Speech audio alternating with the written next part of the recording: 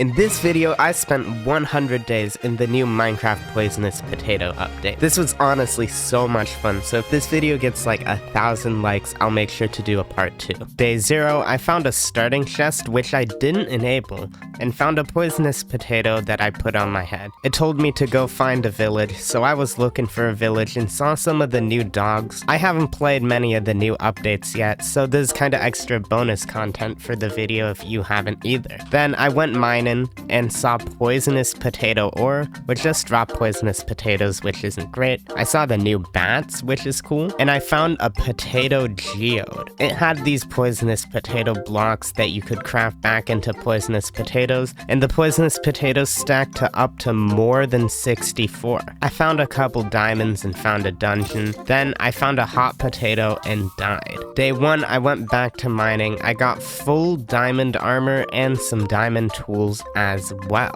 Day 2 started looking for the village, but I found this potato island with a pedestal first. I tossed a poisonous potato in and went to the potato dimension. All the blocks here took forever to mine. I learned later that you needed a hoe for this, but for a lot of this playthrough I'm just like punching them, which is gotta be painful. There are these toxophene slabs, which are just like guardians, which are insanely strong, and there were slimes everywhere. There was also ancient debris everywhere, so if I'm making a netherite beacon, I'm gonna be doing it on this update. If I'm doing 200 days, that might be one of my goals. There's also poisonous rain, which is crazy. Even the water was poisonous. This reminds me a lot of Breath of the Wild because the rain is painful in that game, just like it is here. There were also these gravity potato blocks, which look super cool in my opinion, and the potato mobs here are super strong compared to the overworld. Day 3, I found some trees and I found a floating witch hut too. There were so many mobs. I was basically smelting things for most of the day for some food. Then I went to go find a potato village, but instead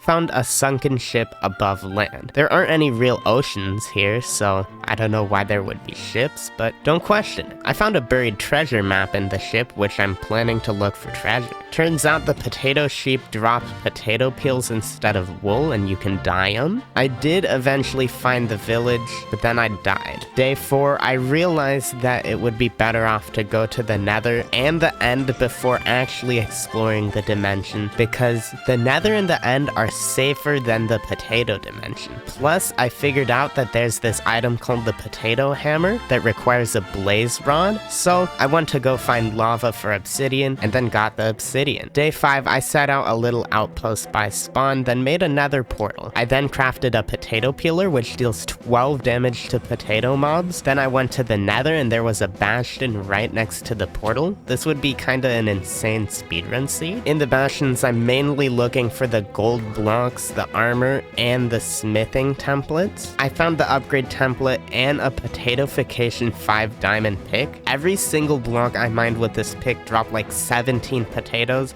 sometimes poisonous, sometimes normal. Day 6, I started looking for the fortress, and I got hot tourist destination before finding the fortress, and I found another bastion. Day 7, found a third bastion before finding the nether fortress, and then I killed some endermen for ender pearls. And I even found a 4th bastion after that. Day 8, I spent entirely looking for the fortress, because again, I guess the game just doesn't like me. Day 9, I finally found the nether fortress and finally got the blaze rods. I got enough to craft Eyes of Ender and some hammers because they're kinda OP. Day 10, I crafted the poisonous potato hammer. It's so good, it deals 11 damage and 6 attack speed with KB 10. This is basically just 1.8.9 PvP but on steroids. I threw my first ender eye and found a potato portal right next to my spawn, which is gonna be super helpful. I also found a village finally. Day 11, I found the end portal, and there was a potato portal in the middle. Then I went to the end and had a sick boss fight against the ender dragon. Day 12, after killing the ender dragon, I went through a gateway and found an end city with a ship. Day 13, I went end busting and actually got the elytra, so I went back to the potato dimension and I got around the potato in 80 days. Day 14, I saw a super cool potato tree biome. I really love this biome. Honestly, might be my top 3 biomes. Turns out the treasure maps lead to absolutely nothing. I also found some vicious potato blocks, which are kinda cool, and I finally found a potato village 8,000 blocks away. Day 15, I crafted these potato eyes out of poisonous potatoes and found a boss called the Mega Spud.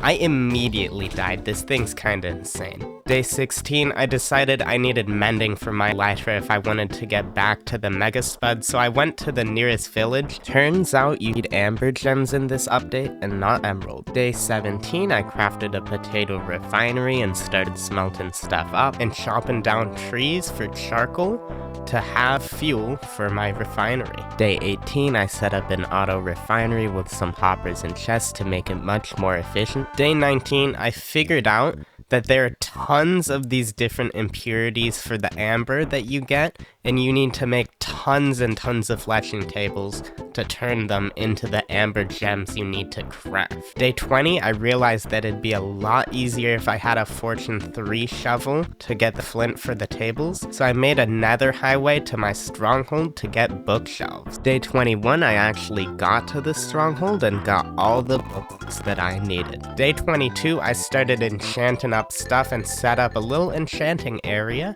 right in the middle of my base. Day 23, I realized I needed more lapis to enchant my stuff, so I went back down to the mines, then eventually enchanted a shovel to get a bunch of flint. It was Fortune 2, but that's good enough for now. Day 24, I realized I need like 170 tables to actually make the entire thing well, and it turns out I actually needed even more. Day 25, I realized that the talking potatoes actually drop pieces of paper in chests, so I can make a paper farm if I really wanted to for rockets. I also kept chopping down the trees because I need so much wood for these tables. Days 26 to 70 were honestly pretty boring because they're mostly just crafting up the tables. When I say you needed a lot of the tables, I really mean it, and you need to sort them too because each table is given a type of impurity and a quality grade on the gem. You need to essentially find lines which take you from abysmal quality gems all the way to the gems that you can trade to villagers. Along this journey, I did do quite a few things though. I made a trash can for my house. I started the trash can with a lava, but it turns out the potatoes were turning into hot potatoes, so I got a cactus instead. By day 55, I found all the lines from start to gems except for one, which is when I decided to start going for iron and feathers to make it more automatic, which is what I did until day 70, when I finally completed the system. I plan to have a video out about this anyways, so I'll make sure to link that in the description. Day 71, I finally got the mending that I needed for my elytra, which was super cool. Got it from a village. The amber is so much harder to get than the emeralds. Day 72, with my newly repaired elytra, I decided it was time to fight the potato boss. So the rest of day 72 and 73 were spent in the first 6 stages of the boss fight. Started off with just the potato, then he spawned in a chicken, then he started spawning armadillos, then poisonous potato zombies, then poisonous potato spiders, then poisonous potato strays, then poisonous potato creepers. Day 74 is when it got serious and he started spawning piglin brute. I was fighting the piglin brutes until day 78, but I did develop a couple strategies. I trapped them in corners using the water flow so they couldn't escape. Then I realized that pouring lava on them also worked, so I made a little box and poured lava in them. Now day 79 is when ghasts started spawning, and this wasn't as bad as the piglin brutes actually. I used 48 arrows that I had, then I started flying around with my elytra and hitting the ghasts. This wasn't as bad as the piglin.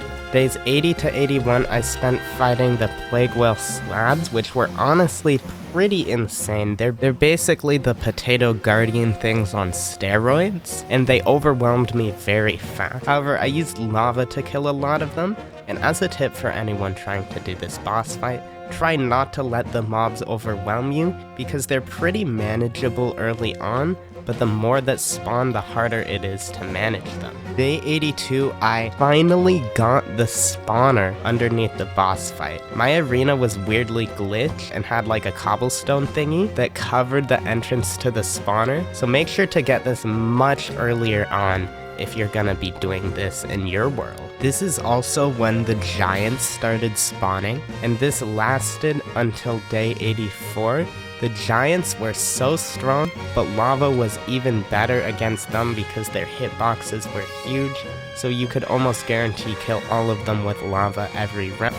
During this time, the Mega Spud actually got caught underneath the arena because I had been making tunnels trying to find the spawners. And that was actually super helpful because it would only spawn the 10 giants at once, which made it much more manageable. That led to me finally killing the potato boss. I got the staff and decided that I was gonna make this boss room into my new home. Day 85, I started draining the liquids out of the dungeon and started hollowing out the bottom. I had to get rid of the cobble bit, which was weirdly glitched into the dungeon too. Day 86, I went to go gather the potato stems and the leaves because I thought they'd look really cool in the base. I also gathered the potato fruit, which I also really love the look of. Day 87, the potato village is just so peaceful. It just feels so nostalgic to me, kinda like orespawn for some reason, I don't know. Then I kept draining up the base.